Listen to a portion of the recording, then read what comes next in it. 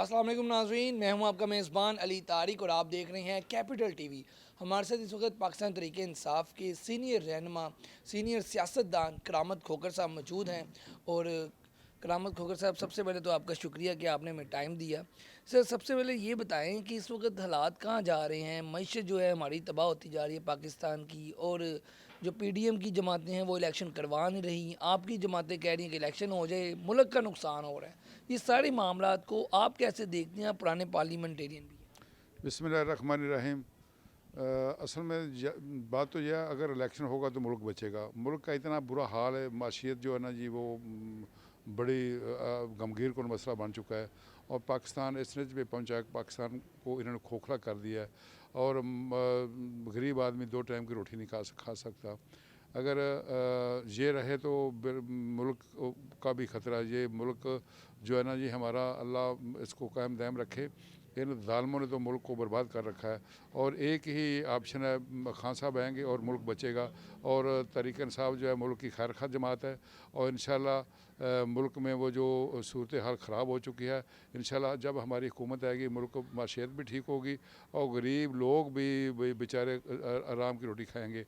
अब तो आटा नहीं मिल रहा, हर चीज़ तो महंगाई पे इतनी बढ़ चुकी है, तेल इतना बढ़ चुका है, डॉलर इतना बढ़ चुका है, लोगों का जीना इन्होंने हराम कर दिया है। खोखर साहब, आप पुराने सियासतदान हैं, नवाज शरीफ को भी आप जानते हैं, जरदारी को भी जानते हैं आप, और इमरान खान को भी जानते हैं। इन तीनों में सबसे बड़ा फ़र्क क्या है? खान साहब के अंदर क्या ऐसी क्वालिटी आप देखते हैं एज अ पॉलिटिशियंस के वो इन सबसे बेहतर थे? खान साहब जो है ना जी, अल्लाह के फजल से उनको दुनिया का कोई लालच नहीं। अगर उनको लालच होता तो जब उन्होंने वहाँ पे इंग्लैंड में थे, जब दमामा को उन्होंने जब दमामा ने ख़ुद तलाक मांगी थी, अगर उनको लालच होता तो आधा जो दमामा की प्रॉपर्टी थी आधा हिस्सा उसको मिलना था। लेकिन उन्होंने कहा भी मैं कुछ नहीं लेता। और अगर देखो खान साहब जो है ना वो अल्लाह के फजल से पाकिस्तान के लिए जान देने के लिए भी तैयार हैं। और जैसे कि आपको ये भी पता है अभी शौकत खानम उन्होंने लाहौर में बनाया, कराची में बना रहे हैं, खैबर पख्तूनख्वा में बना रहे हैं। और जो बनी गाला की ज़मीन है, जगह इतनी अरबों की ज़मीन है, वो भी उन्होंने कहा जब अल्लाह उनको ज़िंदगी दे, अल्लाह उनको ज़िंदगी दे, ज़िंदगी और उनके बाद में वो हिबा हो जाएगी शौकत खानम। बिल्कुल ठीक है, आपकी बात ये ठीक है। आप बताएं सर, खान साहब पे कातलाना हमला भी हुआ, आप भी कंटेनर पे गए थे, देखा मामला सारे। खान साहब ने ये कहा कि आसिफ अली जरदारी ने पैसे दिए हैं किसी तंजीम को। आप समझते हैं कि ऐसा मामला हो सकता है, जरदारी साहब ये काम भी करवा सकती है?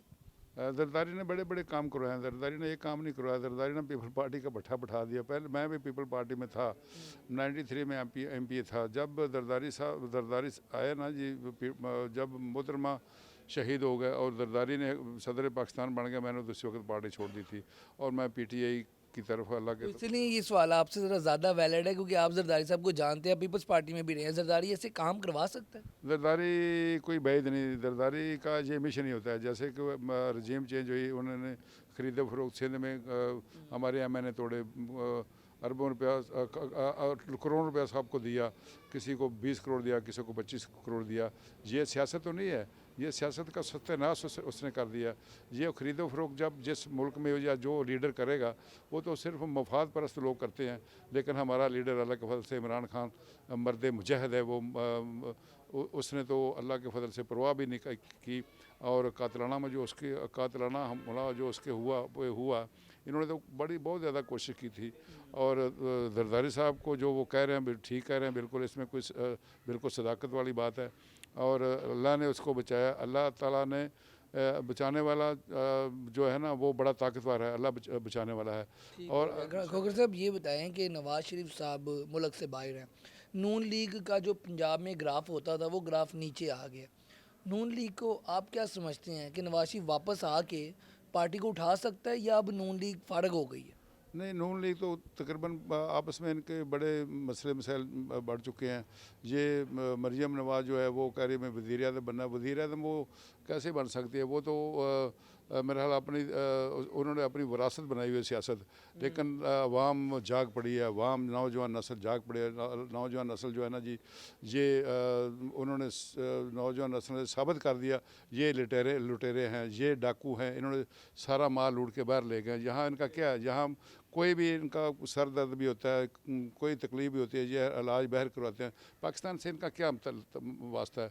पाकिस्तान से सिर्फ ये माल लूटने के लिए आते हैं या सियासत करने के लिए आते हैं। लोग बड़े बाखबर हो चुके हैं और आवाम बड़ी बाशऊर हो चुकी है। इंशाल्लाह इनकी सियासत ख़त्म हो जाएगी और इनका बयानिया भी ख़त्म हो गया। अभी वोट को क्या इन्होंने वोट को इज्जत दी?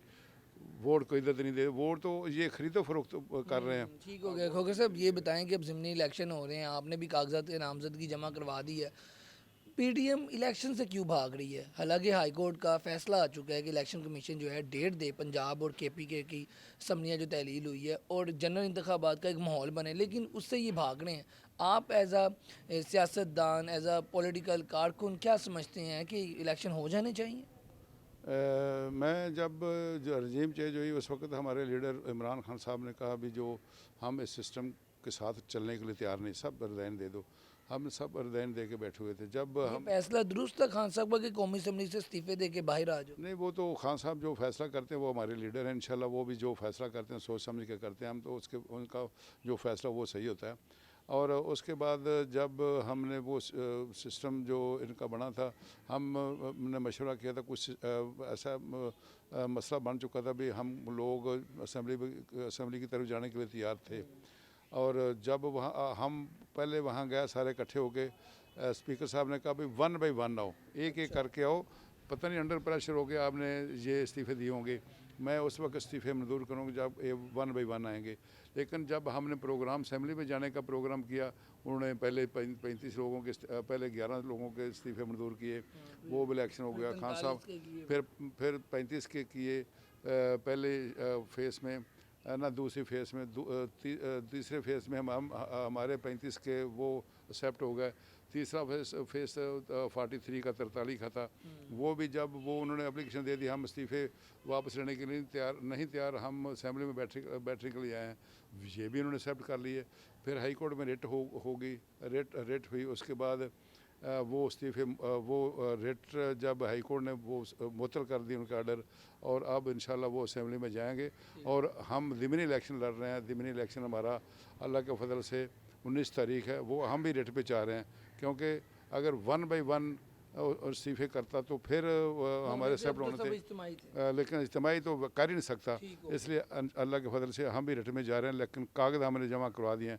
ये अदालत का फैसला, जो अदालत फैसला करेगी इंशाल्लाह उस पर हम पाबंद हैं। बहुत शुक्रिया जी, आप गुफ्तगू सुन रहे थे करामत खोकर साहब की, जो कि एक सीनियर सियासतदान है, और उनका कहना था कि मरीम नवाज़ वज़ीर आज़म बनना चाहती है। मुस्लिम लीग नून ने जो है सियासत को अपनी जो है विरासत समझ लिया है। जी।